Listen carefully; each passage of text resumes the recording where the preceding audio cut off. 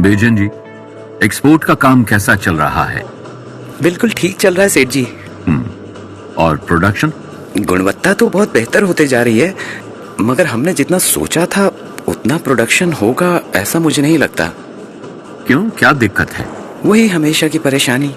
30% से भी ज्यादा मजदूर छुट्टी पर हैं। एक आता है तो दूसरा गायब हो जाता है। सारे कामगार एक साथ कभी नहीं आते? ऐसा बहुत ही कम होता है। तुमने पता किया वो छुट्टी क्यों ले रहे हैं? हर किसी की अपनी अलग वजह है। किसी को गांव जाना है, कोई कहता है खेती का काम है, किसी के घर पर कोई बीमार होता है, तो किसी को मिल में गर्मी से दिक्कत होती है। ऐसे एक एक करके दोबारा आधे लोग छुट्टी पर हैं। ठीक है, मैं देखता हूं क्या कर सकते हैं। उस समय लीव एप्लीकेशन देकर तो छुट्टी लेते नहीं थे। जब मन किया या कुछ भी काम रहा तो ले ली छुट्टी। ऐसे में जमशेद जी के अलावा कोई और होता तो शायद वही करता जो सब करते हैं, बार बार छुट्टी लेने वाले कामगारों को काम से निकाल देता। पर जमशेद जी अलग थे, उनकी सोच दुनिया से अलग थी, तभी तो वो दुनिया के लिए एक मिसाल बन गए। इस छोटी सी समस्या से एक बड़ी पहल शुरू होने वाली थी। तो चलिए जानते हैं इस पर जमशेद जी ने क्या किया।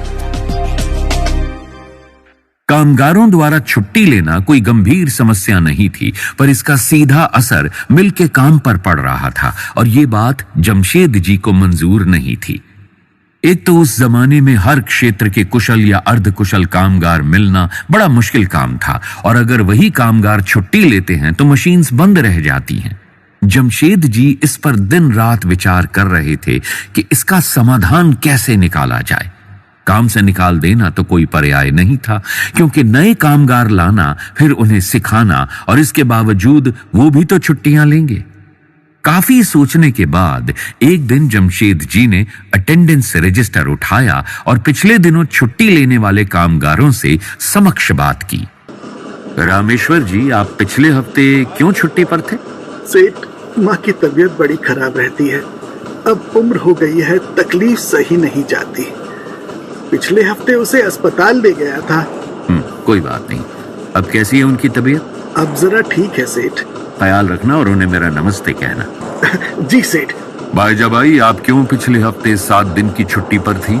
सेठ, बिंदुर का त्योहार था ना, त्योहार को बहुत काम और तैयारियां होती हैं, इसलिए छुट्टी लेनी पड़ी। अरे, इतना बड़ा त्योहार हुआ और कुछ मीठा भी नहीं ले आई तुम बाईजाबाई? आप कहाँ हम गरीबों के घर का खाएंगे? अरे क्यों नहीं खाऊंगा, भला मैं भी तो इंसान हूँ। अगली बार दिवाली का पक्का लाएगी सेठ।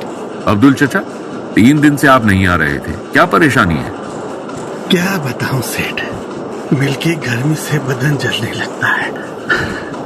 12-12 घंटे काम करके इतना थक जाता हूँ कि दूसरे दिन भी काम पर आने का मन नहीं करता।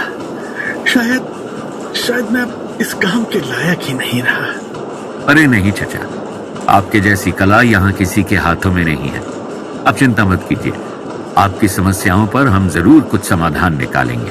ये आपका बड़प्पन है सेठ, अल्लाह ताला आपको बरकत दे। बबन, सावित्री, 10 दिन की छुट्टी पर थे तुम दोनों। घर पर सब ठीक तो है ना? सेठ, खेतों में फसल बुआई का समय था। एक बार ये समय निकल गया तो साल भर खेत खाली रहते हैं और नुकसान होता है। और सावित्री क्यों नहीं आई? वो नहीं बताएगी, उसे शर्म आती है। वही औरतों की हर महीने की परेशानी। उसको बहुत दर्द होता है उन दिनों में, काम ही नहीं किया जाता। अच्छा, तुम्हारे बच्चे खेती के काम नहीं करते? हमें बच्चे हुए ही नहीं। पूजा पाठ किया, डॉक्टर को दिखाया, बहुत कोशिश की, पर कुछ नहीं हुआ। अभी तो डर लगने लगा है कि बूढ़े होने के बाद हम कैसे कमाएंगे और क्या खाएंगे। अरे चिंता मत करो, जब तक ताकत है तब तक काम करो, बाकी तब का तब देखते हैं। जी सेठ। जमशेद जी सोचने लगे कि ऐसे लोगों का आगे क्या होगा जिन्हें संतान ही नहीं है, या फिर जिनकी संतान उन्हें संभालती ही नहीं है। महिलाओं की समस्या का क्या किया जा सकता है? बेचारी औरतें अपना दर्द किसी को बता भी नहीं सकती। वो ढूंढने गए थे सिर्फ कामगारों की छुट्टी लेने की वजह, पर उन्हें पता चली उनकी जिंदगी की मुसीबतें। जब जमशेद जी ने सभी लोगों से बात की, तब उन्हें पता चला कि कामगारों की एक जैसी ही 4-5 समस्याएं हैं जिनकी वजह से वो ज्यादातर छुट्टी लेते हैं। जैसे कोई बीमार है, उम्र के चलते 12 घंटे काम नहीं कर पा रहा, महिलाओं की मासिक धर्म की समस्याएं, खेती के काम और त्योहार जो कि समस्या नहीं बल्कि जिंदगी में आने वाला खुशी का दिन था, जिसे मनाना सबका हक है। जब उन्होंने इन सारी समस्याओं को लेकर अभ्यास शुरू किया तो उन्हें पता चला कि भारत में साल भर में लगभग 60 त्योहार और खेती के दिन आते हैं और इस समय पर ज्यादातर लोग छुट्टी लेते हैं। अब उन्होंने समस्या को ध्यान में रखते हुए एक एक का समाधान निकालना शुरू किया और ऐसे समाधान निकाले जो आज आपको बड़े आम से लगेंगे, पर उस समय ऐसे उपाय न तो किसी ने सोचे थे और न ही कभी किए थे। जमशेद जी ने सबसे पहले मिल के वेंटिलेशन पर काम किया। ऐसी तकनीक लगाई कि अंदर की गर्मी सोख कर ठंडी हवा चलती रहे। उसके बाद रुई के छोटे छोटे धागे और भूसा जो काम करने वालों के नाक मुंह में जाता था और वो बीमार पड़ते थे, उसे रोकने के लिए उन्होंने कुछ मशीन्स लगवाई जो हर थोड़े थोड़े समय के बाद पानी का फव्वारा उड़ाती थी, जिससे सारे धागे और भूसा भीग कर जमीन पर आ जाता था। ये तो छोटे मोटे काम हुए, पर अब वक्त था इतिहास रचने का। जमशेद जी ने जो लोग बिना वजह छुट्टी लेते थे वो ऐसा न करें, इसलिए उन्हें लुभाने के मकसद से 1886 में एक भविष्य निर्वाह निधि की शुरुआत की। 30 साल की नौकरी में जो बिना इजाजत छुट्टी नहीं लेगा उसे ये भविष्य निर्वाह निधि दिया जाने वाला था। बस इसके बाद लोग मन लगाकर काम पर आने लगे, काम करने लगे। बिना इजाजत की छुट्टियां बंद हुई और लोग भविष्य निर्वाह निधि के लिए सालों साल काम करने लगे। उसी भविष्य निर्वाह निधि में से कुछ ब्याज की रकम अलग रखकर सबका बीमा भी करवाया गया।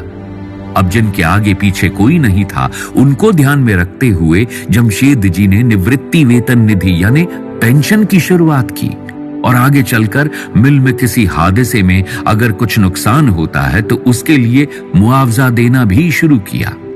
आप कहेंगे तो गवर्नमेंट की ईपीएफ या ईएसआई जैसी सुविधाएं हैं। बिल्कुल सही, पर इसकी शुरुआत जमशेद जी ने की। जो देश विदेशों में कोई नहीं कर पाया वो जमशेद जी ने भारत में शुरू किया और आज पूरी दुनिया उन्हीं के नक्शे कदम पर चलती है। इतना सब मिलने के बाद कामगारों ने छुट्टियां लेना बंद कर दिया। खेती के कामों के लिए वो दूसरे लोगों को रोजगार देकर काम करवाने लगे। साथ ही जमशेद जी ने त्योहारों की छुट्टियां शुरू की। जो लोग ज्यादा वक्त तक काम नहीं कर सकते थे उनके लिए 8 घंटे की शिफ्ट की। आज कॉरपोरेट की एचआर टीम्स जो कर रही हैं, उसकी शुरुआत भी जमशेद जी ने उस समय की थी। अच्छे कामगारों को प्रोत्साहन मिले इसलिए हर साल एक सम्मेलन आयोजित किया जाता था जहां 1000 से अधिक कामगारों का गौरव किया जाता था। कुशल कामगारों को सोने चांदी की चेन, घड़ी, कंगन, पदक और कपड़े जैसी चीजें भेंट की जाती थी। ऐसे उपक्रमों से सभी को एक स्फूर्ति मिली, सब और अच्छा काम करने लगे। इतना ही नहीं, उन्होंने उस जमाने में अपनी मिल में काम करने वाले लोगों के लिए फिल्टर वाले पानी की व्यवस्था की।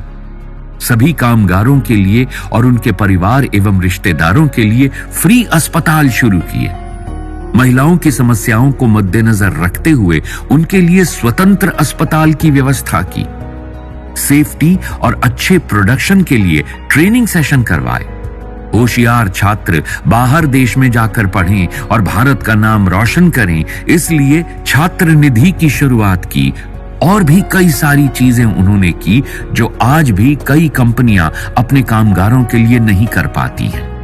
ये सभी जमशेद जी ने केवल नागपुर वाली मिल तक सीमित नहीं रखा, बल्कि आगे भी वो जो उद्योग शुरू करने वाले थे वहां के सभी कामगारों को उन्होंने ये सुविधाएं दी।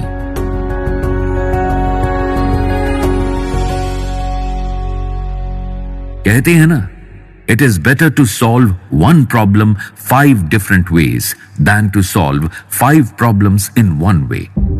तो जमशेद जी ने प्रोविडेंट फंड के जरिए कामगारों की सभी मुसीबतें हल कर दी। बाकी चीजें तो कामगारों की अतिरिक्त खुशी और सुरक्षा के लिए थी।